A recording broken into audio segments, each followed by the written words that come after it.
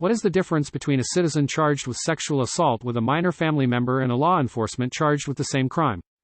On November 2012, a Fort Bend County DA investigator, Larry Lindley, was in Matagorda jail on 4 counts of aggravated sexual assault of a child that started 10 years earlier. The victim was 11 years old when the sex abuse started in 2001 and 2002. Larry Lindley was held on $400,000 to $100,000 bond per charge. The victim, who was 22 at the time of coming forward, accused the investigator of touching her inappropriately and made her watch pornographic videos and forced her to perform sex acts. According to the arrest affidavit, he was 47 at the time and even videotaped some of the assaults. On July 2017, Lindley took a plea deal, pleading guilty to 1 count of injury to a child, first-degree felony.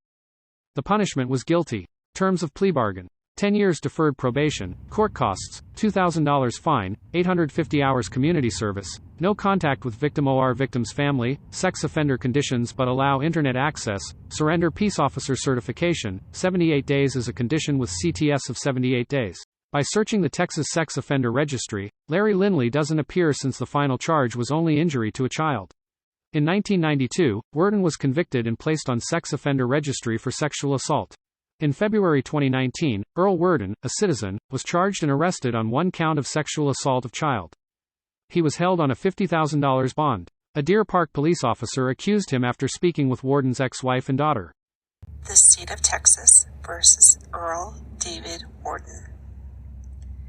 In the name and by authority of the State of Texas, before me, the undersigned Assistant District Attorney of Harris County, Texas, this day appeared the undersigned affiant who under oath says that he has good reason to believe and does believe that in Harris County, Texas, Earl David Worden, hereafter styled the defendant, theretofore on or about January 1st, 1997, did then and there unlawfully, intentionally, and knowingly cause the penetration of the sexual organ of B.W., hereinafter called the complainant, a person younger than 17 years of age, by placing the defendant's finger in the sexual organ of the complainant. Before the commission of the offense alleged above, on May 6, 1992, in cause number 431290, in the 209th District Court of Harris County, Texas, the defendant was convicted of a felony offense of aggravated sexual assault. Probable cause: affiant J.D. Reed is currently employed as a peace officer with Deer Park Police Department. Affiant believes and has reason to believe Earl David Worden, white male, date of birth 9/16/1961, hereinafter referred to as the defendant, committed the offense of sexual assault of a child on or about January 1st, 1997, in Harris County, Texas. Affiant bases his beliefs on the following facts. Affiant spoke with witness S.W., who stated that defendant Earl David Worden had sexually abused 2 of her daughters. S.W. identified all of her daughters as B.W., J.W., S.W., and J.P. S.W. told Affiant that when B.W. had just turned 16 years old, she started to see a boy. S.W. stated that on one particular day, she was working for a cleaning service and she had to go back home to their residence in Harris County, Texas. S.W. stated that when she arrived home, she found B.W. crying hysterically and very upset. S.W. stated that she was able to get B.W. calmed down, in which B.W. told S.W. that defendant had just touched her breasts. S.W. stated that B.W. was in the bathroom and defendant was sitting on his bed. S.W. stated that she confronted defendant about touching B.W.'s breasts. S.W. related that defendant told her that B.W. was lying. S.W. stated that she sent B.W. to live with her grandmother. Affiant contacted victim B.W., who provided a video-recorded statement.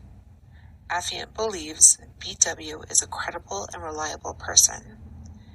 B.W. stated that she knows defendant by name and sight as her father, who B.W. stated she lived with for most of her childhood.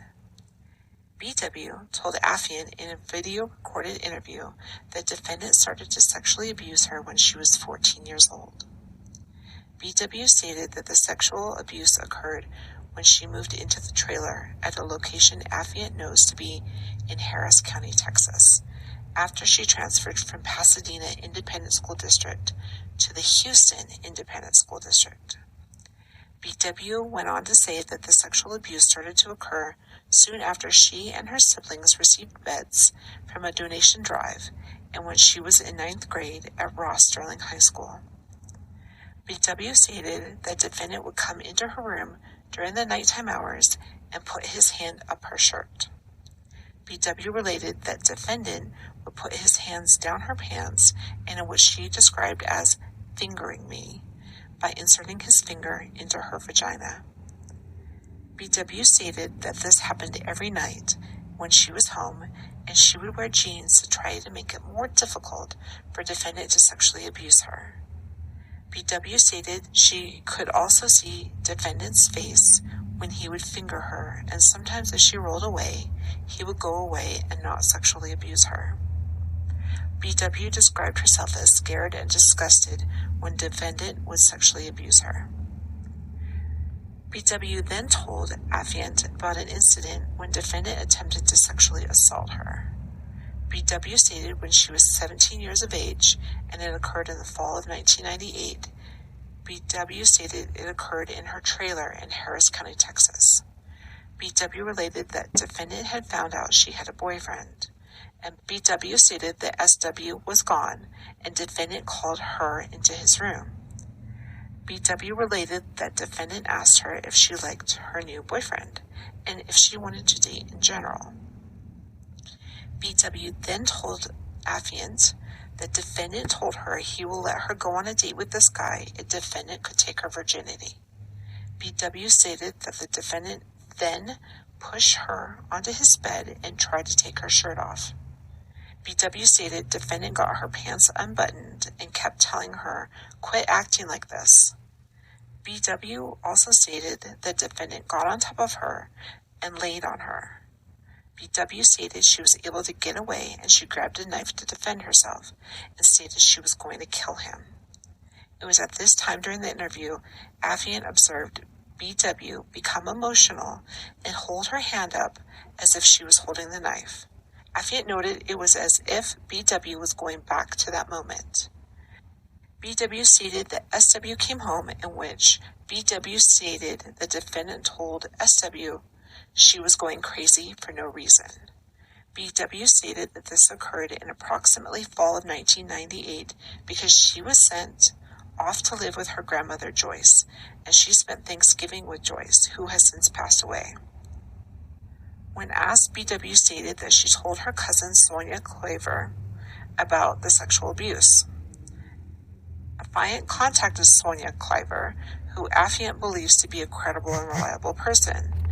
Mrs. Claver stated that BW is her cousin, and she moved in with her after BW graduated high school and Joyce passed away. Mrs. Claver stated that BW told her that defendant had touched her, and BW had told her that defendant made a statement to BW, "If he can't have you, why can't I?"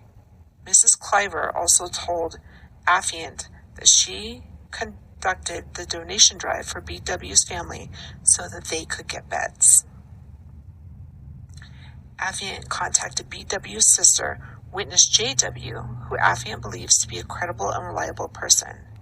BW stated that on the day that BW was running around the house with a knife, she was helping clean an office building with SW.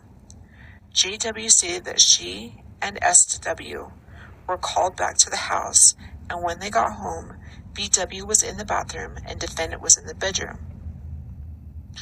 JW stated that BW was crying hysterically and told her that defendant was going to do the same thing to her. JW stated that she heard SW screaming at defendant about touching her kids. JW stated that after about 10 to 20 minutes of being at the residence, BW told her that defendant had pulled up her shirt and touched her breasts. JW told Affiant that they moved into the residence in January of 1996 and they got beds from a donation drive around Christmas of 1996. Affiant contacted defendant in a non-custodial interview.